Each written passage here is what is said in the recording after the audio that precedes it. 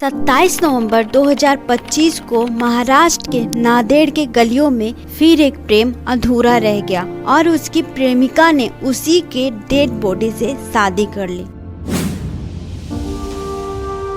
सक्षम और आंचल दोनों एक दूसरे से प्यार करते थे। फर्स्ट लव टाइप कनेक्शन था दोनों के बीच। फोन पे घंटों बातें करना, बाइक पे राइड्स करना, फ्यूचर के प्लान करना। आंचल की आंखों में सिर्फ सक्षम था और सक्षम की जिंदगी में सिर्फ आंचल, जैसे मानो दोनों एक दूसरे के लिए ही बने थे। बट एक प्रॉब्लम थी, कास्ट। सक्षम दलित कम्युनिटी से था और आंचल के घर वाले एक्सट्रीम कास्ट प्राइड। 3 साल तक धमकियां, गालियां, मार देने के बाद दोनों बर्दाश्त करते रहे, लेकिन कभी भी एक दूसरे का साथ नहीं छोड़े। एक बार को तो हार मानकर आंचल के फैमिली वालों ने भी कह दिया कि हाँ ठीक है, तुम्हारी शादी उसी से कराएंगे, तुम जैसा चाहती हो वैसा ही होगा। अब आंचल का भाई सक्षम का दोस्त बन चुका था, लेकिन ये सब कुछ मात्र एक प्लान था उन दोनों को अलग करने के लिए। वो सिर्फ एक मौका ढूंढ रहे थे और वो मौका मिल जाता है 27 नवंबर 2025 को शाम के 4 से 5 बजे के बीच, जब सक्षम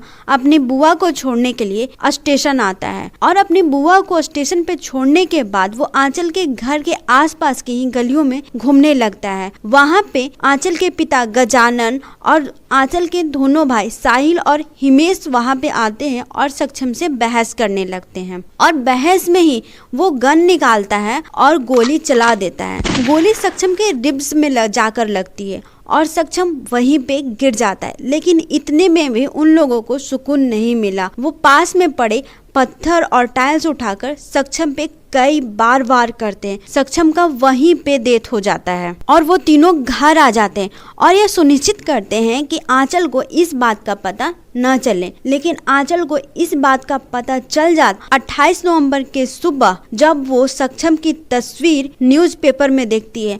वो सारा न्यूज पढ़ लेती है और पढ़ने के बाद वो सीधे सक्षम की घर की ओर जाती है, जहां सक्षम के अंतिम संस्कार की तैयारी चल रही थी। आंचल वहां जाती है और सक्षम के डेड बॉडी को हल्दी और कुमकुम लगाती है और अपने माथे पर सिंदूर। आंचल सक्षम के डेड बॉडी से ही शादी कर ली थी और अपने आप को उसकी वाइफ बताती है। आंचल का कहना है कि जिस दिन मर्डर हुआ उसी दिन 27 नवंबर को 11 से 12 बजे के बीच आंचल का छोटा भाई उसे इटावा पुलिस स्टेशन लेके जाता है सक्षम के अगेंस्ट फेक केस करने के लिए। तो वहाँ पे 2 पुलिस वाले धीरज कोमुलवार और माही दसावर ने उसे प्रवोक किया कि ये फेक करने से क्या होगा, अगर तुम सच में कुछ करना चाहते हो तो उसे मार कराओ जिससे तुम्हारी बहन प्यार करती है। और उसका छोटा भाई इसे एज अ चैलेंज ले लेता है और सेम उसी दिन उसे 4 से 5 बजे के बीच में मार देता है। पुलिस ने आंचल के पिता और दोनों भाई के सहित 8 लोगों को अरेस्ट किया है।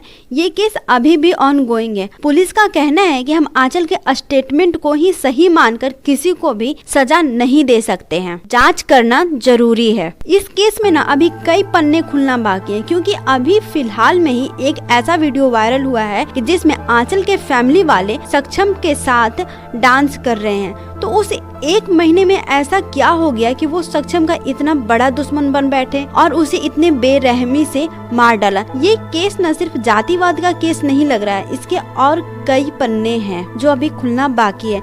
फिलहाल आंचल सक्षम के फैमिली के साथ सक्षम के घर पे ही है और सक्षम के कातिलों के लिए फांसी की मांग कर रही है। लेकिन एक सवाल अभी भी है, अगर आंचल के पिता खुद ही लव मैरिज किए थे तो उन्हें अपनी बेटी का प्यार इतना खटकने क्यों लगा, और जो वो उस इज्जत को बचाना चाह रहे थे अब वो इज्जत भी नहीं बची।